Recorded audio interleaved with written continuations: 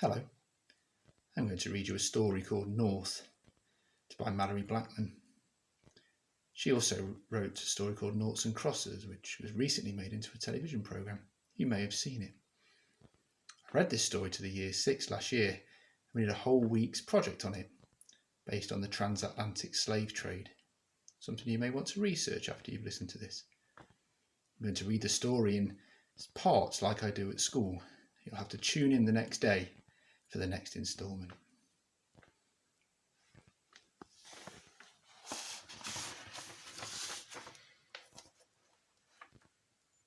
That child of yours able to breed yet? No, sir. Are you sure? She started her monthlies? No, sir. Mama shook her head. She's only a baby. Best friend grabbed at my face with one of his pudgy, doughy hands. He squeezed my cheeks together until my eyes started to water. He turned my face this way and that as he looked me up and down. She ain't no baby. Best friend pushed me away and wiped his hand on his waistcoat. The minute she's old enough to breed, I've got someone ready to buy her. Mama? Hush, child. Mama quieted me down at once. I glared up at best friend.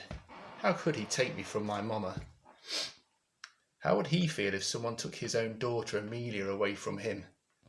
But as far as best friend and all the other whites up at the house were concerned, us slaves didn't have no feelings. I hated him so much that sometimes I thought I'd fill the whole world up with hate. Best friend's eyes began to narrow as he looked at me, and I knew my face was showing too much. I blanked my expression and looked down at the dirt. I want to know the moment she's got the curse. Do you hear me, Abby? Yes, sir, Mama replied. Best friend stomped back to the house. Mama had sure got his name right. He was the best friend of the devil and no mistake. I waited until he was safely in the house before turning round. Mama, you're not going to let him sell me, are you? You can't.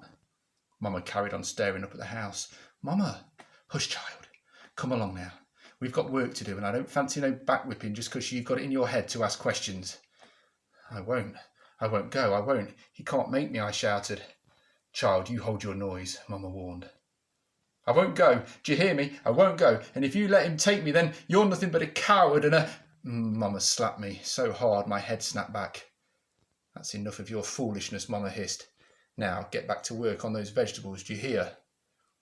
Mama moved off towards the side of the house, and tears swam into my eyes and down my cheeks as I watched her move away. And just at that moment, I hated her. I hated her for giving in, for saying yes, sir, no, sir, all the time. I hated her for being a slave. I hated her because I was her daughter, and that made me a slave too. And I would have chosen to be any number of other things, even best friend's worst kept dog, before I was a slave. I went to work tending to the vegetables, wondering what I should do. Best friend didn't know it yet, but I was already seeing the curse. I'd had the curse for almost 3 months now.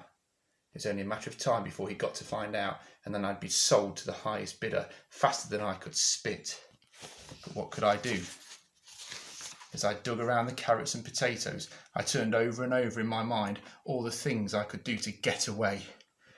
I turned my head this way and that way, wondering which way I'd have to go to be free, which was the right direction, and all the ways looked the same. There were no paths leading away. Each road just led back to best friend's door. A cool, hard hand clamped over my mouth, and my eyes opened that same second.